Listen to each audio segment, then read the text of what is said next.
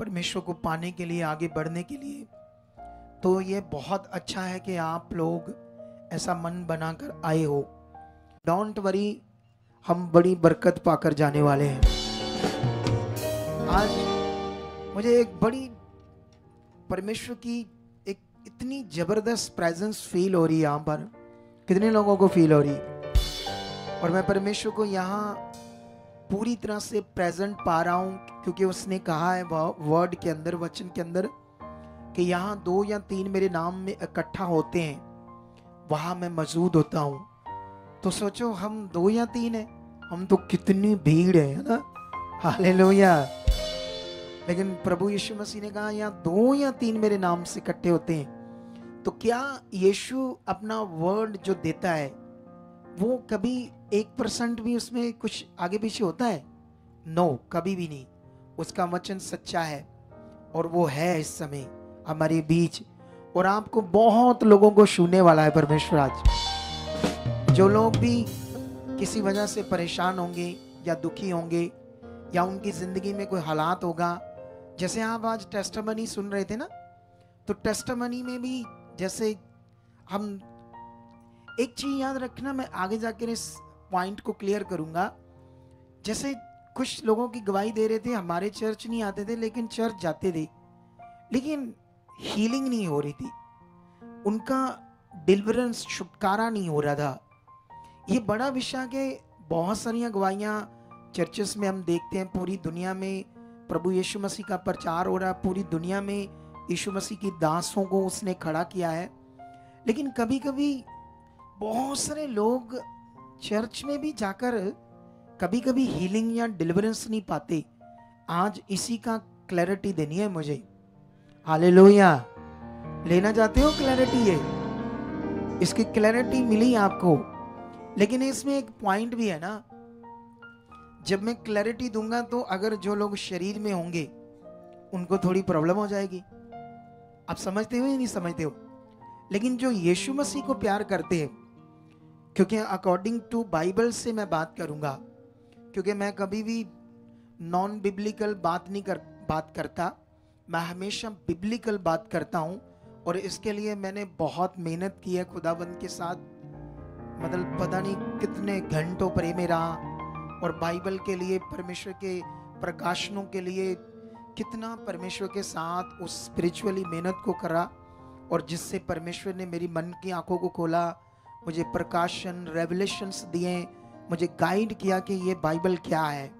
ठीक है, आज चलो एक वचन पढ़ते हैं शुरू से ही आपके लिए, इससे फिर हम स्टार्ट करेंगे आज का सारा वर्ड आप लोगों के लिए। आज मौसम भी बड़ा अच्छा है। हालेलुया। है या नहीं है? इतनी गर्मियों के दिनों में सोचकर देखो खुदाबंद ने हमारे लिए कितना अच्छा मौसम किया है। नहीं तो पसीने छूटते हैं लोगों की ना। हालेलुया। हम कितने आराम से बैठे हैं, खुदा कितना हमसे प्यार करता है ना। तो आप एक काम करना, मेरी तरफ हवा आती है कि जो नेचुरल आ रही है? अच्छा, नेचुरल आ रही है। चलो स्टार्ट करते हैं एक वर्ड से। ये वचन को सुनो क्या लिखा है। यूहन्ना 10:10 में ऐसे लिखा है, चोर किसी और काम के लिए नहीं, परंतु केवल चोरी करने और घात करने और नष्ट करने को आता है।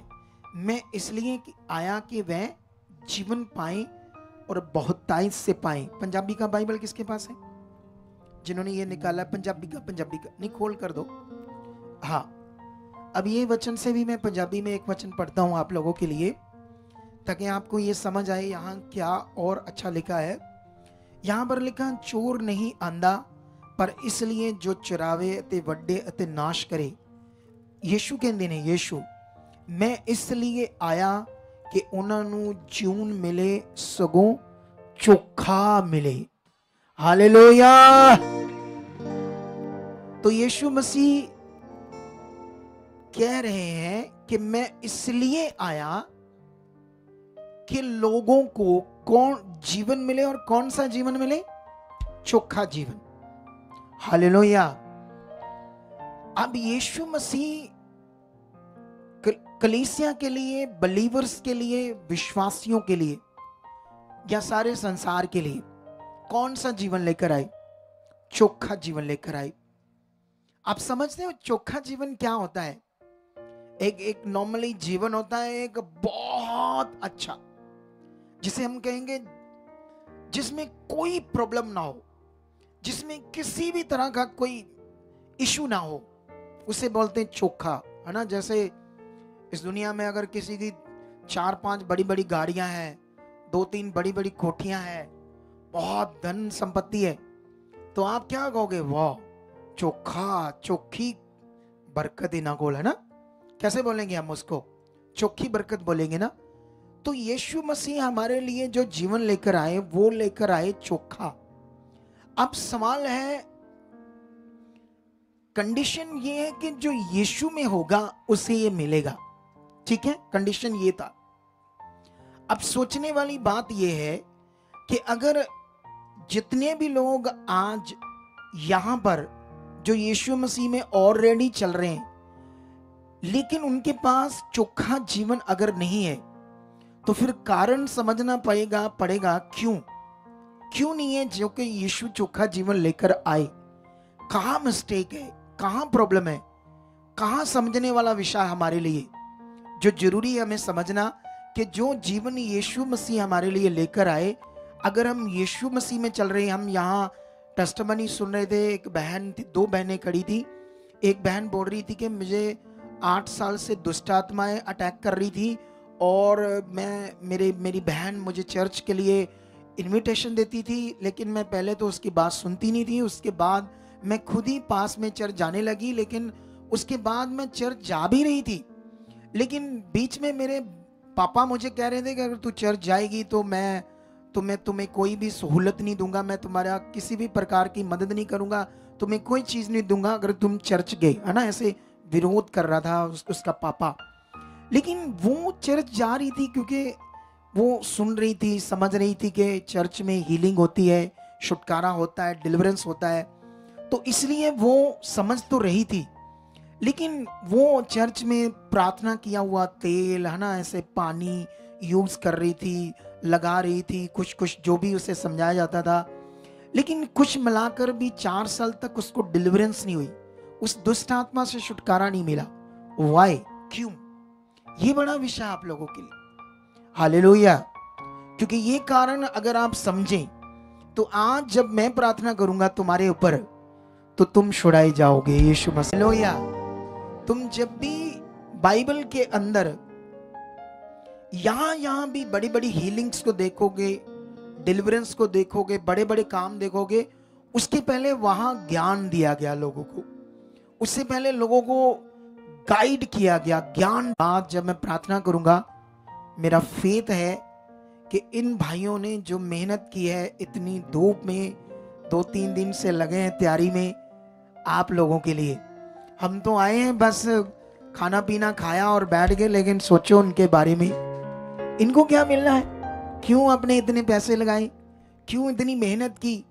मैं कौन सा कोई मंत्री हूं, या मैं कोई एमपी की इलेक्शन पर खड़ा हूं लोकसभा सीट पे कि मुझे वोटिंग चाहिए? हम तो ऐसी चीज करते नहीं। हम तो सिर्फ, मैं तो खुदा का दास हूं, मैं तो प्रीच के लिए आया हूं। तो मुझे इनको ऐसा नहीं, इनको कोई लालच है मुझसे कि अगर मैं जीत जाऊंगा तो इनके बड़े सारे काम करूंगा, है ना। तो ऐसा कोई लालच नहीं। सोचो, ये वो प्यार है परमेश्वर के साथ। हालेलुया। इसे बोलते प्यार, परमेश्वर से प्यार। और ये प्यार हर मनुष्य के अंदर परमेश्वर के लिए होना चाहिए। ऐसा प्यार, उसके राज्य के लिए जीना, उसके सुसमाचार के लिए, उसके कामों के लिए ऐसे मन बनाकर रखना।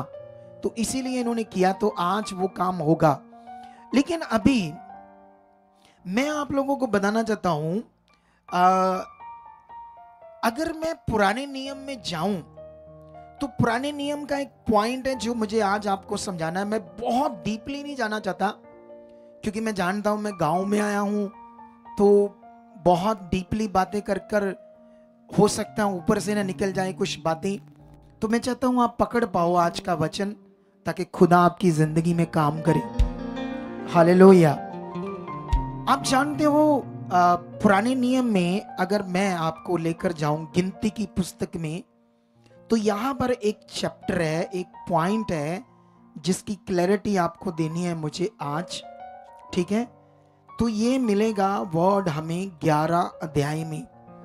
अगर हम इस 11 अध्याय को पढ़ते हैं, ठीक है, और 11 अध्याय में जब इसको हम समझते हैं, यहाँ पर जो भी लिखा है, तो यहाँ पर मैं थोड़ा, अगर मैं सारा पढ़ूंगा तो लंबा बड़ा हो जाएगा और हो सकता है पढ़ने से आप लोगों को इतनी समझ ना आए, तो इसलिए मैं तुम्हें यहाँ खुद कुछ बातें समझाता हूँ 11 अध्याय में क्या हो रहा है। यहाँ पर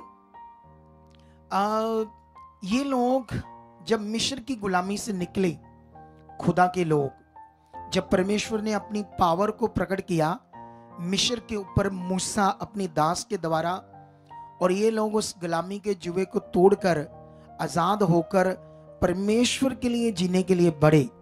लेकिन अब इनके पास ना तो घर है, ना पैसा है, ना खेती है, कुछ भी नहीं है। ये तो बस अपने पशु, अपने बाल बच्चे लेकर मूसा के साथ चल दिए। लेकिन अब जाना कहाँ है, रहना कहाँ है, अभी कुछ पता नहीं है ना इनको। हालेलुया। लेकिन उस टाइम इनकी एक प्रॉब्लम थी, इन लोगों की प्रॉब्लम ये थी कि ये लोग शरीर में थे, क्योंकि आदम और उसकी पत्नी के द्वारा जो पाप हुआ तो उन्होंने अपने आत्मिक जीवन को खो दिया। हालेलुया। आप जानते हो जब आप परमेश्वर में चलते हो तो आत्मिक जीवन और शारीरिक जीवन का जो पॉइंट है आपके अंदर बहुत फिट, अच्छे से बैठना चाहिए। अगर आपके अंदर आत्मिक जीवन और शारीरिक जीवन का पॉइंट बैठा नहीं है तो फिर भी आप बहुत सारा लॉस खा जाओगे। बहुत सारी जो बरकतें आपके लिए रखी है, जो चीजें आपके लिए रखी है, शायद वो पा ना पाओ अगर ये पॉइंट आपको क्लियर ना हुआ। इनके जब आप पढ़ोगे तो शुरू में परमेश्वर ने आदम और उसकी पत्नी के अंदर पवित्र आत्मा था। जब उन्होंने परमेश्वर की आज्ञा को तोड़ा तो उन्होंने उस आत्मा को खो दिया, पवित्र आत्मा को खो दिया। जैसे दाऊद ने जब उससे व्यभिचार हुआ तो उसने गिड़गिड़ा कर, चीखे मार मार के रोया कि परमेश्वर मुझे क्षमा कर, मुझे माफ कर, मुझे समझ नहीं आई कि मुझसे कैसे, मैं तो तेरा दास हूं, मैं तेरा भक्त हूं, मैं तेरे सिवाय सांस नहीं ले सकता, प्लीज प्लीज मेरा आत्मा मुझसे ना ले। क्योंकि जब हम पाप करते हैं, व्यभिचार करते हैं, गलत चीज करते हैं तो परमेश्वर का आत्मा हम खो देते हैं। तो इसी तरह शुरू में आत्मा खोया गया, किसी के पास नहीं था, इन लोगों के पास आत्मा नहीं था। और जब मनुष्य के पास हॉली स्पिरिट नहीं होता तो उसे जो अनदेखा परमेश्वर है, इस दुनिया को जो रचने वाला, जिसको हमने देखा नहीं है, हमने यीशु को देखा देह में लेकिन आंख से नहीं देखा। जिसको तुम फोटो में देखते हो एक्चुअली में वो रियल यीशु नहीं है। रियल कैसा था तुम्हें पता नहीं है। हालेलुया। रियल वो है जो बाइबल में लिखा है। यीशु ने इसीलिए अपने चेलों को कहा था कि धन्य वह होंगे जो मुझे बिना देखे विश्वास करेंगे। हालेलुया। यीशु मसीह ने कहा था या नहीं कहा था? धन्य होंगे। कब कहा था? जब थोमा विश्वास नहीं करता था, जब दूसरे चेलों ने बताया कि यीशु जिंदा हो गया है। जब यीशु ने अपना काम पूरा किया तो क्रॉस पर चढ़ गया, मर गया, तो तीसरे दिन वो मुर्दों में जिंदा हुआ, लेकिन जिंदा होकर अलग अलग चेलों को दिखाई दिया। लेकिन जब मूसा को ये बातें बताई गई कि यीशु जिंदा है, वो कहता नो, मैं कदाचित विश्वास नहीं करूंगा जब तक मैं उसके हाथों को पकड़ूंगा नहीं, उसकी उंगलियों में उंगलियां नहीं डालूंगा, उसके पांजरों पर अपने हाथ नहीं रखूंगा, तब तक मैं नहीं विश्वास करूंगा। इतने में जब थोमा बात ही कर रहा था तो उसी वक्त यीशु मसीह वहां प्रकट हो जाते अपनी सामर्थ के साथ। जैसे ही थोमा देखता है यीशु को, कहता oh my God, oh my Lord, हैरान हो जाता है एकदम से कि मैं तो सोचा ही नहीं था। चकित हो जाता कि वो चेले तो सोच चुके थे कि यीशु मर गया, कहानी खत्म, लेकिन यीशु तो मुर्दों में क्या हो गया था? जिंदा हो गया था। सुनो ध्यान से। लेकिन उसी वक्त यीशु मसीह से कहता है, थोमा तूने मुझे देखा इसलिए विश्वास करता है, लेकिन धन्य होंगे वे जो मुझे बिना देखे विश्वास करेंगे। मैंने यीशु मसीह को नहीं देखा। हालेलुया। क्योंकि यीशु मसीह कौन है? वो खुद खुदा है, वो खुदा जो अदृश्य परमेश्वर है, जिसे हम आंख से नहीं देख सकते, तो फिर यीशु मनुष्य क्यों बना, खुदा मनुष्य क्यों बना? ये चैप्टर लंबा हो जाएगा आपको समझाना, लेकिन जो लोग समझते हैं वो लोग तो समझते हैं, लेकिन फिर कभी मौका लगेगा तो ये पॉइंट समझाएंगे। लेकिन यहां तक हम रहते हैं कि आज जो फोटो में यीशु को आप देखते हो एक्चुअली वो कलाकारी है, लेकिन जो यीशु तुम बाइबल में पढ़ते हो वो रियल है। हालेलुया। इसी यीशु को तुमने विश्वास करना, जो बिना देखे आपके अंदर वास करना चाहिए। उसका वो पावरफुल जीवन जो हमने बाइबल के अंदर देखा, वही आपके अंदर वास करना चाहिए, तब तुम रियल मसीह बनोगे। हालेलुया। क्या बनोगे? रियल मसीह। तो आप लोग क्या रियल मसीह बनना चाहते हो ना? तो इसीलिए ये पॉइंट आपको समझाना बड़ा जरूरी है कि जिसके अंदर हॉली स्पिरिट काम नहीं करता, वो परमेश्वर की आत्मिक बातों को समझ नहीं सकता अच्छे से। लिटिल स्मॉल समझ सकता है अगर काफी ध्यान दिलाया जाए बिना आत्मा से, लेकिन शारीरिक मनुष्य बाइबल में लिखा आत्मा की बातों को समझ नहीं सकता। तो इसीलिए इनके पास हॉली स्पिरिट नहीं था। लेकिन ये काम तो देख रहे थे ना कि कैसे इतने पावरफुल परमेश्वर ने काम करके इन्हें छुड़ाया। लेकिन जब छुड़ाकर इन्हें लेकर जा रहा था, आगे समुंदर आ जाता, पीछे राजा फिर आ जाता है उन्हें बंदी बनाने के लिए। शैतान उसके मन में डालता, तूने क्यों जाने दिया? इतना बड़ा लाभ मिलता था इन लोगों से, तेरे गुलाम थे, फ्री में तेरे मजदूर थे, कामी थे, है ना? आज के हिसाब से करोड़ों रुपए महीने के बचते थे उस राजा को। तो शैतान ने उसके मन में डाला कि उसे फिर से बंदी बनाओ। लेकिन ये डर जाते हैं, ये भूल जाते हैं कि परमेश्वर अभी छुड़ा कर लाया है। कुड़कुड़ करने लगते हैं, बुड़बुड़ करने लगते हैं। फिर परमेश्वर समुद्र को दो भाग करता है, आगे ले जाता है। लेकिन जंगल में क्या होता है, ये 40 साल भटकते हैं, 40 साल तक रहते हैं। वहां का एक पॉइंट है जो मैं आपको गिनती की पुस्तक में समझाने वाला हूं। आज की टीचिंग के अकॉर्डिंग चोखा जीवन के पॉइंट के ऊपर ये पॉइंट आपको समझना है, बड़ा जरूरी है आपके लिए। लेकिन यहां पर ये लोग उस टाइम मूसा को कहते हैं, जब ये पता नहीं कितने 15 साल तक मन्ना जो आसमान से उतरता था, खाकर खाकर खाकर खाकर मन्ना अक चुके थे। बोलो, क्योंकि एक ही चीज खा रहे ना रोज। जंगल में उनके लिए कुछ भी नहीं था। सोचो, मन्ना जो आसमान से परमेश्वर देता था, जब ये नहीं तो ये मर जाते। तो मन्ना क्या था? मन्ना एक बाइबल में अगर हम पढ़ते हैं तो आसमान से जब ओस पड़ती थी उस जंगल में, तो ओस के साथ है ना मोतियों जैसे छोटे छोटे दाने गिरते थे, और लोग उसे इकट्ठा करते थे, उन मोतियों जैसे दानों को जो वाइट वाइट स्पेस पे होते थे, और उनको या तो चक्की में पीसते थे, या फिर उन्हें वो क्या कहते हैं, जैसे हम डंडा कुंडी बोलते हैं ना, कुंडी डंडा, उखली में ऐसे कूट कर उसे ब्रीक करके उसको क्या करते थे, रोटियां बनाकर, है ना, जहां उसे तलते थे या रोटियां को सेक कर ऐसे खाते थे। तो ये पॉइंट थोड़ा सा मैं पढ़ता हूं आपके लिए, कैसे लिखा है ये, क्यों आपके लिए जरूरी है। 11:8 में लिखा, लोग इधर उधर जाकर उसे बटोरते और चक्की में पीसते, जहां ओखली में कूटते थे, फिर तसले में पकाते और उसके फुलके बनाते थे, और उसका स्वाद तेल में बने हुए पुए के समान था। हालेलुया। और आगे लिखा है 9 में, और रात को जब छावनी में ओस पड़ती थी, तब उसके साथ मन्ना भी गिरता था। हालेलुया। आपको समझ आया ना कैसे ये पॉइंट था? लेकिन ये लोग बुड़बड़ा रहे थे, क्या परमेश्वर हमारे लिए, हम वहां मिस्र में चाहे गुलाम थे, ये खाते थे, वो खाते थे, ये चीजें करते थे, लेकिन इनको ना परमेश्वर से आत्मिक रूप में काम लेना नहीं आता था। ये गड़बड़ थी, ये पॉइंट था। क्योंकि जैसे आज भी बहुत सारे लोग यीशु मसीह में आ जाते हैं, तो यीशु मसीह में आकर कई लोगों को आत्मिक समझ, आत्मिक ज्ञान, जैसे इन लोगों को आत्मिक समझ, आत्मिक ज्ञान की कमी के होने के कारण ये हमेशा परमेश्वर को क्रोध क्रोध दिलवाते थे, इतने बुरे तरीके से चीजें करते थे, इतने गंदे तरीके से बुड़बड़ाते थे। और इन लोगों ने ऐसा ही किया था यहां पर।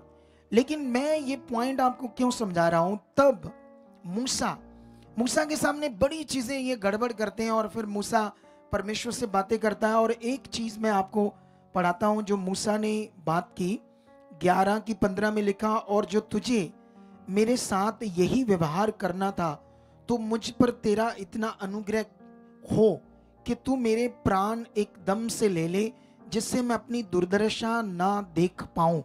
क्योंकि मूसा उन लोगों से इतना पीड़ित होता था उनकी बातों से, जब वो कुड़कुड़ाते थे, क्योंकि वो शारीरिक थे, उन्हें आत्मिक चीज करनी नहीं आती थी। परमेश्वर से आत्मिक रूप में काम कैसे लेना है इन्हें नहीं आता था। हमेशा अगर आप पुराना नियम पढ़ोगे तो आपको ये पूरा पुराना नियम ऐसा ही नजर आएगा। लेकिन परमेश्वर जब सारी मूसा की बात सुनता है तो एक वर्ड देता है जो मैं आपको पढ़ाता हूं मूसा को। वो वर्ड में क्या लिखा है, 11:23 में लिखा, यहोवा ने मूसा से कहा, क्या यहोवा का हाथ छोटा हो गया है? अब तू देखेगा कि मेरा वचन जो मैंने तुझसे कहा है वह पूरा होता है कि नहीं। हालेलुया। वो सर्वशक्तिमान है, माइटी गॉड, वो सर्वशक्तिमान जिसने इस सृष्टि को रचा है। जब हम बाइबल पढ़ते तो हमें समझ आता है वो कितना ताकतवर है, कितना पावरफुल है। लेकिन यहां पर इन लोगों को प्रॉब्लम क्या थी कि ये लोग अगर हम एक वचन और पढ़ेंगे ना आपके लिए यहां पर, तो कि ये लोगों के बीच में कुछ लोग मारे गए। तो ये पॉइंट मैं आपको क्यों समझा रहा हूं, क्यों वहां पर कुछ लोग जब वर्ड तोड़ते थे, परमेश्वर का विरोध करते थे, मारे जाते थे, ऐसा उनके साथ क्यों हो रहा था। तो ये पॉइंट आपको क्यों समझना जरूरी है आज आप सब लोगों को। मैं थोड़ा सा ये पॉइंट समझाता हूं आपको। 15 से अगर हम 32 से लेकर 36 तक पढ़ें, हालेलुया, तो ये वहां पर भी परमेश्वर ने अपने वर्ड को पूरा किया। लेकिन ये आगे जाकर जब परमेश्वर के और नियम और वर्ड को पूरा करना था तो उसमें एक परमेश्वर का नियम था।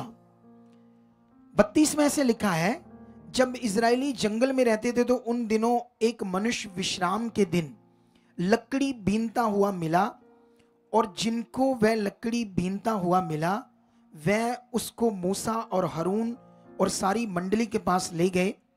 उन्होंने उसको हवालात में रखा, क्योंकि ऐसे मनुष्य से क्या करना चाहिए वह प्रकट नहीं किया गया था। तब यहोवा ने मूसा से कहा, वह मनुष्य निश्चय मार डाला जाएगा। सारी मंडली के इस प्रकार जैसा यहोवा ने मूसा को आज्ञा दी थी उसी के अनुसार सारी मंडली के लोगों ने उसको छावनी से बाहर ले जाकर उस पर पथराव किया और वह मर गया। सुनो आप ध्यान से, ये सोचने वाली बात है कि इसका कसूर क्या था। एक परमेश्वर का कानून था सब्त का दिन, जिसे उसने तोड़ दिया। अपने परिवार के लिए लकड़ियां चुन रहा था, इकट्ठियां कर रहा था खाना पकाने के लिए, जरूरत के लिए। लेकिन वो दिन कौन सा था? सब्त का दिन। हालेलुया। ऐसी चीजें तुम्हें पुराने नियम में बहुत सारी मिलेगी कि जब भी लोग पुराने नियम में परमेश्वर का वचन तोड़ते थे, मारे जाते थे, नष्ट हो जाते थे, ऐसी चीजें उनके साथ बहुत जगह पर पढ़ोगे। लेकिन कई लोग पुराना नियम पढ़कर कंफ्यूज हो जाते हैं, गलती तो कोई बड़ी नहीं थी, ऐसा क्या हुआ? सुनो दे ध्यान से, जो परमेश्वर ने व्यवस्था, रीतियों की व्यवस्था दी थी वो इतनी कठिन थी, अगर वो परमेश्वर ना देता तो शायद दुनिया में आज मनुष्य ना होता। ये बात याद रखना। लेकिन क्योंकि पाप होने के बाद उसको देना बड़ा जरूरी था, क्योंकि पाप के सामने फिलहाल मनुष्य जाति पूरी दुनिया से नष्ट हो जाती, खत्म हो जाती। वो व्यवस्था ही थी बस इतनी कठोर जो उन्हें खड़ा रख सकती थी परमेश्वर के साथ। इसीलिए ऐसी व्यवस्था परमेश्वर ने दी। लेकिन अगर हम इसे समझे डीपली इस व्यवस्था के बारे में, आज भी जो यीशु मसीह में चलने वाले लोग हैं ना, उसी व्यवस्था का हिस्सा बने हुए हैं। इसीलिए उनके पास चोखा जीवन नहीं है। इसको मुझे क्लैरिटी देनी है आप लोगों को, क्योंकि आज वो व्यवस्था और आज जो अनुग्रह है, जो परमेश्वर ने हम पर अनुग्रह किया है, इसकी अगर हमें क्लैरिटी अच्छे से नहीं मिली तो फिर हम चोखे जीवन को नहीं देख सकते। सोचने वाली बात है या नहीं है? कितना बड़ा कसूर था कि अपने परिवार के लिए लकड़ियां चुन रहा था एक सबत के दिन। लेकिन अगर तुम नए नियम को पढ़ो सबत के बारे में, हालेलुया, किसके बारे में? इधर हलचल मत करो और ना बातें करो, तुम्हें समझ नहीं है। मैं वर्ड दे रहा हूं। जब मैं वर्ड देता हूं ना, दुनिया का जितना मर्जी बड़ा इंसान आ जाए, डिस्टर्बिंग्स नहीं करनी, याद रखना, क्योंकि परमेश्वर से बड़ा कोई इंसान नहीं है। इधर को याद रखना मेरी बात। इधर ध्यान दो आप सारे लोग, हालेलुया। कितने लोगों को मेरी बात समझ आ रही है? मैं आपको समझा रहा हूं यहां पर एक जबरदस्त पॉइंट। अगर आप नए नियम में पढ़ोगे यीशु को, अच्छा पुराने नियम में यहोवा और नए नियम में पुत्र, पिता और पुत्र क्या अलग अलग थे? क्या पुत्र पिता के विरोध में हो गया था नए नियम में? या पुराने नियम में जो वर्ड दिया गया, नए नियम में वर्ड जो दिया गया, अलग अलग परमेश्वर है उसके? ये क्लैरिटी लेनी आप लोगों को बड़ी जरूरी है। अगर तुम नए नियम के कुछ वचन अगर मैं आपको पढ़ा दूं, जल्दी से पढ़ाता हूं, थोड़ा सा मेरे पास इतना टाइम तो नहीं है, लेकिन मैं चाहता हूं तुम्हें थोड़ी सी ये समझ दूं जल्दी जल्दी, ताकि हमें ये समझ आए ऐसा क्यों। ये देखो क्या लिखा है। अगर तुम नए नियम में पढ़ोगे तो ऐसा लिखा है, यीशु मसीह नए नियम को पुराने नियम की बात रखकर बात करता है।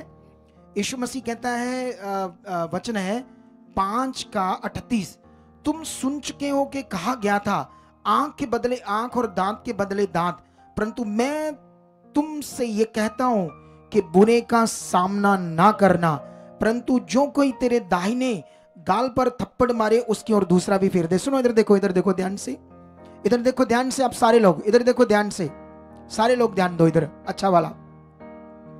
तो मैं आपको ये पॉइंट समझाना चाहता हूं आप सबको कि पुराने नियम में परमेश्वर ने जो लॉ दिया था मूसा के द्वारा, मोसेस लॉ, उसको वहां पर लिखा था अगर कोई दांत तोड़ता है तो उसके बदले उसका दांत तोड़ा जाए।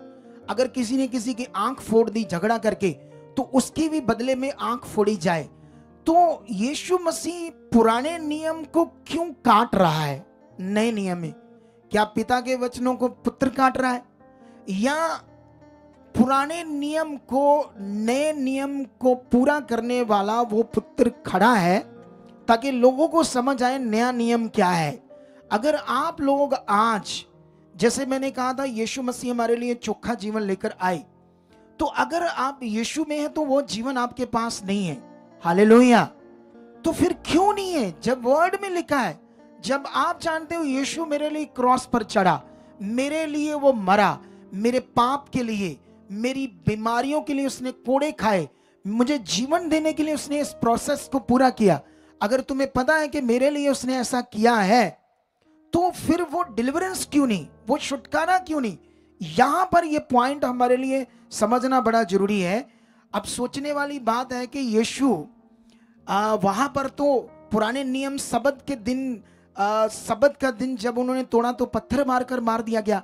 लेकिन आप जानते हो जब आप नए नियम में पढ़ोगे तो यीशु सबत के दिन लोगों को हीलिंग करता था, और यीशु के चेले सबत के दिन खेतों के बीच में जाकर शल्लियां, जिन्हें हम बाइबल के अंदर कैसे लिखा है, बालें तोड़ तोड़ खाते थे, मतलब शल्लियां तोड़कर खाते थे। जबकि सबत के दिन एक दिन पहले खाना बनाना है, अगले दिन ना तो खुद खाना, ना बच्चों को देना, ना पशुओं को देना है। इतनी कठिन थी पुराने नियम की व्यवस्था, लेकिन उस व्यवस्था को तो यीशु मसीह ने माना नहीं। आप जानते हो विरोध क्यों कर रहे थे यीशु मसीह के अपने लोग उसका? इसीलिए क्योंकि यीशु मसीह उन्हें अब नया नियम समझा रहा था। नया नियम का प्रभु उनके सामने खड़ा था, लेकिन उनकी बुद्धि बंद थी क्योंकि वो लोग शरीर में थे, उनके पास पवित्र आत्मा नहीं था। हालेलुया। कितने लोगों को बात समझ आ रही है आज? सुनो, अब यहां पर यह समझने वाली बात है, अब जो पुराने नियम की व्यवस्था है उसके लिए गलातियों में एक वचन लिखा, मैं जल्दी जल्दी कंप्लीट करता हूं आप लोगों के लिए, ताकि आप लोगों को ये वर्ड समझ आ जाए कि इस वचन की वैल्यू कितनी बड़ी है। इस वचन का 3 का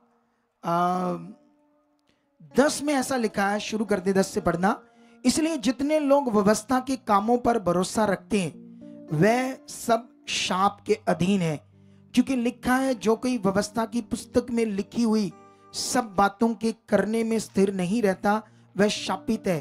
पर यह बात प्रकट है कि व्यवस्था के द्वारा परमेश्वर के यहाँ कोई धर्मी नहीं ठहरता, क्योंकि धर्मी जन विश्वास से जीवित रहेगा, पर व्यवस्था का विश्वास से कोई संबंध नहीं, क्योंकि जो उनको मानेगा वह उनके कारण जीवित रहेगा। मसीह ने जो हमारे लिए शापित बना, हमें मोल लेकर व्यवस्था के शाप से छुड़ाया है, क्योंकि लिखा है जो कोई काट पर लटकाया जाता है वह शापित है। अब क्लैरिटी यह है कि यीशु मसीह उस कठिन चीज को हमारे लिए पूरा करता है, व्यवस्था को पूरा करता है। आप जानते हो जब लोग उसका विरोध कर रहे थे तो उसने कहा मैं व्यवस्था को लोप करने नहीं आया, क्या करने आया हूं? पूरा करने आया हूं। हालेलुया। तो यीशु मसीह ने क्या किया? हमारे लिए शापित बना और हमें मोल लेकर क्रॉस पर चढ़कर उस व्यवस्था से छुड़ाया है जो ना के पुराने नियम के लोग अच्छे से पूरा कर पाए और ना हम कर सकते थे। और इसीलिए वो हमारी गर्दन के ऊपर बड़ा जुआ था। लेकिन यीशु मसीह ने नए नियम में कहा मेरे पास आओ हे थके और बोझ के नीचे दबे हुए लोगों, मैं तुम्हें आराम दूंगा और मेरा जुआ अपने ऊपर ले लो, क्योंकि वह हल्का और नम्र है। हालेलुया। कितने लोगों को बात समझ आ रही? क्या यीशु मसीह का जुआ अपने ऊपर लेना चाहते हो? यीशु मसीह का जुआ हल्का और नम्र का मतलब क्या है? ये बड़ा पॉइंट है, क्योंकि यीशु मसीह ने हमारे लिए सारे उस कठिन विषय को पूरा कर दिया, अपना जीवन देकर जो हम नहीं कर सकते थे। हालेलुया। ये भाई को आगे लाओ, ये मानसा से आया, इसे लाओ। हमने इसकी कल ही, आज क्या वार है? ट्यूसडे। कल हमने क्या कहते हैं उसको, मंडे सुबह इसकी गवाही डाली, संडे इसकी गवाही दी गई थी। ये इतनी दूर से आया कि चर्च में रुका भाई। अच्छा चर्च में रुके हो अभी आप? जय मसीह की। ओके आप चर्च में रुके हो? हाँ पापा जी। देखो देखो इसकी फोटोस है, फोटोस दिखाओ स्क्रीन पर जल्दी से। मीडिया टीम का, मीडिया टीम, हाँ इनको बोलो जल्दी जल्दी इसकी वो फोटोस दिखाओ। यहाँ पर इसको स्किन सोरेसिस हुआ था आज से लगभग 22 साल पहले, लेकिन धीरे धीरे वो बढ़ता गया। ये देखो ये स्किन सोरेसिस हुआ था। और दिखाओ इसकी फोटोस बाकी भी जितनी भी हैं, ये देखो और देखो, ये देखो इसका हाल। ठीक है, एक बार इसका ये हालात इतना बढ़ गया था कि इसको पीजीआई में लेकर के लगभग मरने वाला था, लेकिन उस समय भी ये बच गया इस हालात से। लेकिन फिर मैंने जब इसके बारे में सुना तो ये इस भाई साहब ने इस बीमारी से छुटकारा पाने के लिए आप सोच ही नहीं सकते क्या क्या किया है। हालेलुया। कितने लोगों को बात समझ आ रही है? जैसे एक बाप होता है ना, बाप, जैसे मान लो आप माता पिता हो, आपके बच्चों को कोई जरूरत है तो आप क्या कहोगे? 4 दिन भूखे रहो फिर आपकी जरूरत पूरी करेंगे? बोलो बोलो, क्या आप ऐसे माता पिता हो? या ऐसे कहोगे कि अगर तुम एक टांग पर खलोगे फिर तेरा काम करूंगा? ऐसा तो नहीं कहते ना हम मनुष्य अपने बच्चों के लिए। इसी तरह से वो सर्वशक्तिमान है।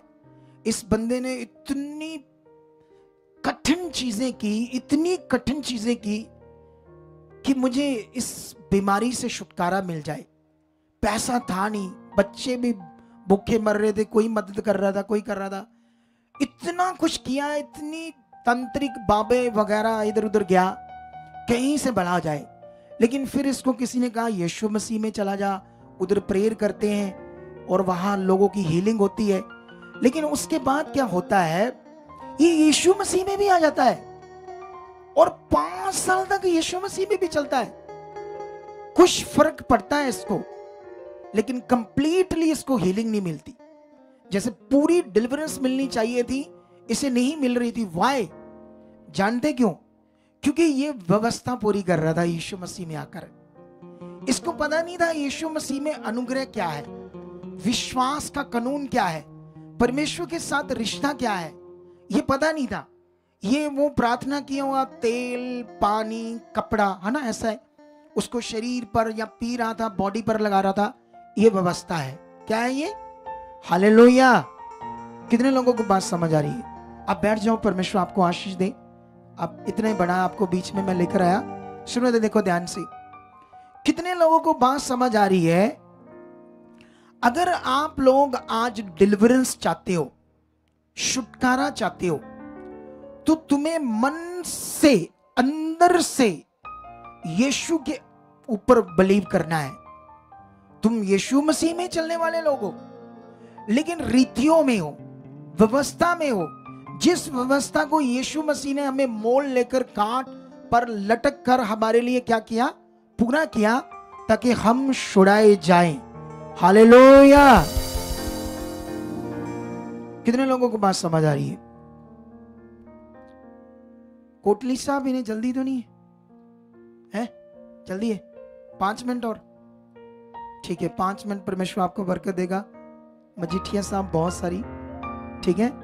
सुनो तो देखो ध्यान से, सिर्फ 5 मिनट में इनके लिए प्रेयर करेंगे हम कि परमेश्वर इनके मकसद में कामयाब करे। हालेलुया। सुनो तो देखो ध्यान से। तो अभी तुम लोगों को क्या करना है? इस विषय को समझना है, इस विषय को, क्योंकि बाइबल में एक जगह पर पतरस की बुक में लिखा है कि तुम सोने चांदी या नाशवान वस्तुओं से नहीं, तुम्हारा छुटकारा सोना चांदी या नाशवान वस्तुओं से नहीं, बल्कि यीशु की कुर्बानी और बहुमूल्य लहू के द्वारा हुआ है, जो यीशु मसीह ने हमारे लिए बहाया। तो अब तुम्हारा फेथ यीशु की कुर्बानी पर चाहिए। भक्तों ने क्या दी? अपनी कुर्बानी दी ना। तो जब भी हम भगत सिंह की कुर्बानी को याद करते हैं, तो क्या उसकी आज जुत्ती पकड़ते हैं या उसका कुर्ता या पगड़ी को देखते हैं? बोलो। या उसकी कुर्बानी को सोचते हैं जो उसने अपना जीवन दिया है। तो इसी तरह उसने देश को छुड़ाने के लिए अपनी कुर्बानी को दिया। लेकिन बाइबल में लिखा, मनुष्य जाति को, जगत को छुड़ाने, पाप से छुड़ाने के लिए यीशु मसीह ने क्या दिया? अपनी कुर्बानी दी है। हालेलुया। तो अब तुम्हारे विश्वास में उसकी कुर्बानी चाहिए या ये मटेरियल चाहिए? आप बताओ, बोलो। अगर मटेरियल होगा तो फिर आपका विश्वास कंप्लीट नहीं है। इस पर अभी हम बात करते हैं। उन्हें भेज दें, उन्हें कहीं, आजकल उनका बिजी शेड्यूल है ना, तो ओके, ठीक है, ओके, डालिए, इनके लिए प्रे करते हैं, परमेश्वर ने आशीष दे। हाँ,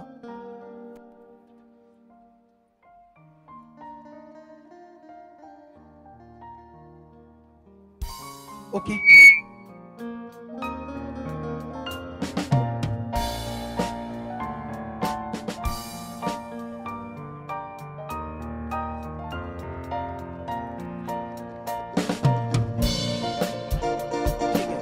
ओके,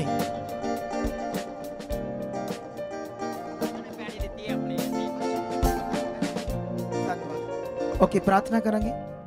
जीवित परमेश्वर खुदावंद, मैं तेरा दास हूँ, जो भाई साहब मजीठिया साहब यहाँ पर पहुँचे हैं, और परमेश्वर मैं प्रार्थना करता हूँ इनके लिए, इनके परिवार के लिए और इनकी पार्टी के लिए। परमेश्वर इन्हें ब्लेस करता हूँ, ये अपने मकसद में कामयाब हो, क्योंकि आपके वचन में लिखा, सारी हुकूमतें स्वर्ग से निकुत होती है, और निश्चय आप ब्लेस कर रहे हो। और जो इनके साथ भाई साहब हैं जिन्होंने इस ज़मीन को दिया, खुदावन ये ज़मीन, परिवार इनका ब्लेस करता हूँ यीशु मसीह। ये बरकत ठहरे, ये अपने मकसद में बढ़ती जाए। आमीन। थैंक यू मजीठा साहब, परमेश्वर आपको बरकत दे।